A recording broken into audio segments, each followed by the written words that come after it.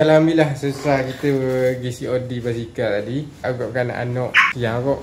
Jadi tak salah kalau mu nak beli basikal pun insya-Allah malam pun kita buat peraturan. Tadi kita singgah atau di itulah kedai nasi goreng Istanbul. Murih je kedai nasi goreng Istanbul. Nak ceritanya ada salah satu customer tetap dia kedai tu. Sebab makan dia makanan pun nak review kan dia ingat boleh kata makanan tu sedap. Jadi nanti aku tunjuk portion dia. Yes. Okey, kalau mu nak tengok ni portion dia.